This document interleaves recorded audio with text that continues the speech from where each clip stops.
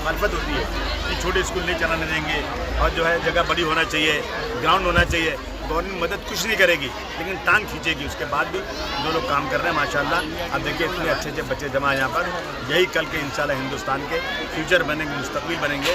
मैंने यही कहा है, यहाँ माइनॉरिटी के लोग मैक्सिमम हैं कि आपको भले आधा पेट खाना पड़े, आपको घर गिरवी रखना पड़े, आपको लोगों का हाथ फैला के पैसे मांगने पड़े, कुछ भी करिए, बच्चों को पढ़ाइए ताकि बच्चों का और हमारे इस मुल्क में हमारी कम्युनिटी का के साथ जो ज्यादती हो रही है उसका फ्यूचर यही है। यही लोग पढ़ के जाएंगे तो इंशाल्लाह कम्युनिटी की हालत सुधरेगी। कि भले चाहे बस्तियों में बच्चे पले या कहीं भी पले, अगर एक टीम वहाँ पर खड़े होकर इन बच्चों को इन बस्तियों से निकाल कर, अंधेरों से निकाल कर अगर तालीम की रोशनी में लाते हैं तो कहीं ना कहीं ये बच्चे जो है अपने पूरे टैलेंट को, अपनी पूरी खूबियों को वो ऐसे ही दर्शाएंगे जैसे कि आपने देखा। और जिस तरीके से अबू आसिफ आज़मी जो है वो पूरे हमारे साथ सपोर्ट में खड़े हुए हैं। तो मैसेज यहाँ से यही जाना चाहिए कि तालीम को पाने के लिए अंधेरों से, बस्तियों से बच्चे निकल कर आगे आ रहे हैं। उनकी प्रतिभाएं ऐसे मंचों पे चमकती हैं और हमें ऐसे प्लेटफॉर्म को देते रहेंगे। आसिम सर ने अभी एक बात कही कि छोटे स्कूलों को काफ़ी दिक्कतों का सामना करना पड़ता है, फेस करने पड़ते हैं। क्या कहेंगे आप स्कूल चलाते हैं?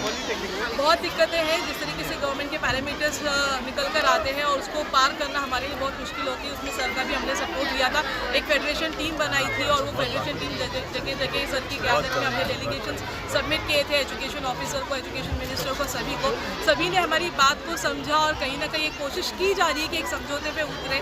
अगर ये उतरते हैं तो हम 650 स्कूल्स को बचा पाएंगे, 50,000 बच्चों को बचा पाएंगे, हज़ारों टीचर्स की जॉब्स को बचा पाएंगे। तो काफ़ी काम करने की ज़रूरत है इसमें। उम्मीद करते हैं कि हमारी जो कोशिश है वो कहीं ना कहीं ऐसे मंचों से वो रंग लाए और ये स्कूल्स को बचाने की जो मुहिम है वो चलती ही रहेगी हमारे। ये कार्यक्रम का उद्देश्य क्या था और क्या लगता है आपको ये उद्देश्य सफल हो गया?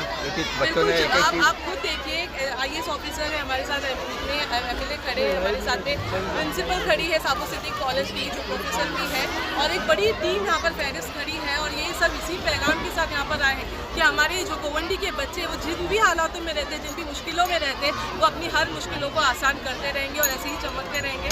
इनका जो एक जो ताकत होती है वो कलम होती है। वो हमेशा अपने हाथों में वो कलम लेकर ये कहेंगे कि मेरे जहन में इस कलम का उजाला है, मुझे कोई भी जुल्मतों का पाला कुछ नहीं कर सकता, कोई कितनी सियासत कर ले या कोई कितनी भी नफरत कर ले। मेरा जो सफ़र है वो बहुत लंबा था। मैंने जो है स्कूलिंग जो है गोवंडी से की है, फलाहुल इस्लाम से, उर्दू मीडियम से मैंने अपना 10th किया यहाँ पे रह के। उसके बाद मैंने जो 12th है वो स्वामी विवेकानंद से किया और इंजीनियरिंग जो है मैंने वो साबो सिद्दीक इंजीनियरिंग कॉलेज से की है। उसके बाद मैं दिल्ली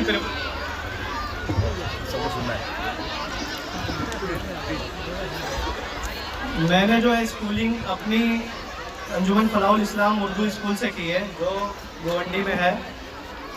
वहाँ से स्कूलिंग कंप्लीट करने के बाद 10th स्टैंडर्ड के बाद मैं 11th-12th स्वामी विवेकानंद चैम्बूर से पढ़ा। वो पढ़ाई करने के बाद मैं इंजीनियरिंग किया है, मैंने सिविल इंजीनियरिंग किया है साबो सिद्दीक इंजीनियरिंग कॉलेज भाई कला से। वहाँ से निकलने के बाद मैं प्रिपरेशन अपनी शुरू कर दिया था। प्रिपरेशन के लिए मैं दिल्ली में रहा 1 साल, वहाँ पे मैंने तैयारी की और उस साल मैंने एग्ज़ाम दिया UPSC का। तो फर्स्ट ईयर में मेरा एग्ज़ाम UPSC का जो था वो नहीं निकला था। फिर वो उस टाइम पे ही मैंने रेलवे का एग्ज़ाम भी दे दिया तो वो अल्हम्दुलिल्लाह निकल गया था मेरा। तो मैंने UPSC की पढ़ाई करते हुए रेलवे ज्वाइन कर लिया। फिर मैंने एक बार एग्ज़ाम दिया और फिर मैं इंटरव्यू तक गया UPSC में, फिर भी मेरा फाइनल सिलेक्शन नहीं हुआ। फिर उसी के साथ साथ मैंने MPSC का एग्ज़ाम दे दिया था तो वो मेरा अल्हम्दुलिल्लाह हो गया, लेकिन UPSC नहीं हुआ। तो मैंने MPSC ज्वाइन कर ली, Maharashtra public service commission join कर लिया मैंने उसमें as assistant engineer water resource department में। और मैं फिर से UPSC का एग्ज़ाम दिया 3rd अटेम्प्ट में। तो मेरा UPSC में अल्हम्दुलिल्लाह ये साल हो गया है। मैं ये बताना चाहता हूँ कि एक बच्चा जो अपने उर्दू मीडियम से पढ़कर अपने ही यहाँ पर रहकर वो मतलब स्टेप बाय स्टेप कैसे वो अपने गोल को अचीव कर रहा है, मेरी जो स्टोरी है उससे ये सीख सकते हैं कि अगर जो गोल है, जैसे मेरा UPSC गोल था तो मैंने उसको डायरेक्ट अचीव ना करके स्टेप बाय स्टेप, पहले रेलवे में मैंने 3 साल जॉब किया।